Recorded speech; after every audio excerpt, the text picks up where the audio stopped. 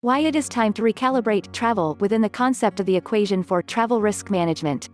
Travel risk management is a fabricated term used inconsistently for the purpose of abbreviation by many in the travel services industry. At its core, the term is an assumption that there it is a convergence of three professions, namely, travel, risk and management, all equally represented and weighted. They are not. Subject, verb, object is a standard English grammar sequence known as active voice, where you prioritize the subject by placing it first in the sequence. Travel risk management is an active statement which implies travel as the dominant subject in the sentence, which influences people to assume that travel is, therefore, a driver in risk management. All these assumptions are wrong and have set a dangerous standard for middle managers, small business entities and business travelers. Moreover, any business decisions or organizational action predicated on this error only compounds an already flawed design and amplifies risk. Let's examine travel in more detail.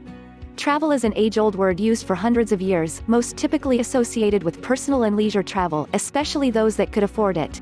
Business travel, on the other hand, only makes a more frequent appearance in English expressions in the 1960s and proliferates until the late 1990s, where it seems to have plateaued. Business travel first emerged as a privileged, more expensive and technical process that was predominantly outsourced. The reason for much of this outsourcing was due to the fact that none of the leading travel actors, that being airlines, hotels, governments and so on, really spoke to each other, or used a standardized system to achieve even the most basic of domestic or international travel booking.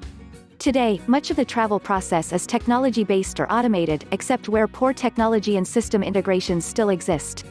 Humans are really only involved where the systems still fail to work effectively, communicate with modern systems, or are historical legacies of the gold-plated days of customer service where humans answer phones and emails directly.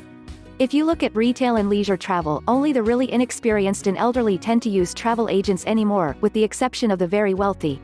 The same could be said for business travel, which is a much smaller segment of travel in general.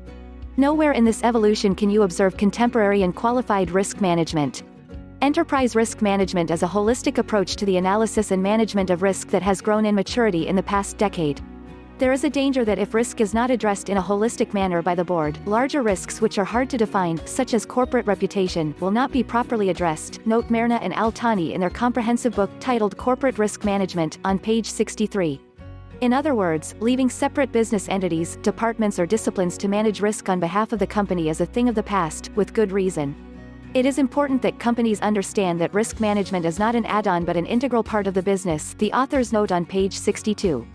The point is that a fragmented approach no longer works, they summarize on page 42. Business travel expenditure is often a small overall expenditure for big organizations. Selection and management of service options, therefore, have been left in the hands of line managers or travel managers. For a very long time, it has gone undetected as acting outside of enterprise risk management processes and focus.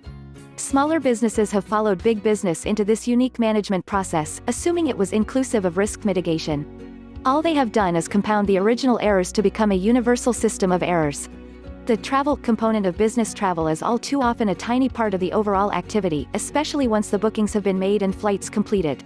Safety-based practices often substituted the word travel and replace it with journey, which explains the expression journey management plan as a means of managing risk. Risk management is by no means universally understood and practiced. The benefits which it generates are often unseen, while the costs are all too visible. NTOE Merna and Al-Thani on page 41 of Corporate Risk Management. Many individuals and providers claim to practice risk management. Expert authors Waring and Glendon warn of such disconnects, describing them as riskomancy cultures. Such risk experts are rarely exposed personally to the risk scenarios which they assess and frequently are not involved in decisions about those risks, they note on page 83 of their book, Managing Risk: Critical Issues for Survival and Success into the 21st Century. Prepared for the inevitable rebuttals by such experts, they state, while adopting to a lofty moral tone, the accusers may fail to declare their own vested commercial interests in the outcomes, i.e. influencing outcomes so as to protect their own jobs as employees of the bodies they represent rather than serving the best interests of their members or other people who may be affected, noted on page 96. What does all this mean? Travel risk management is not an even distribution of three equal disciplines.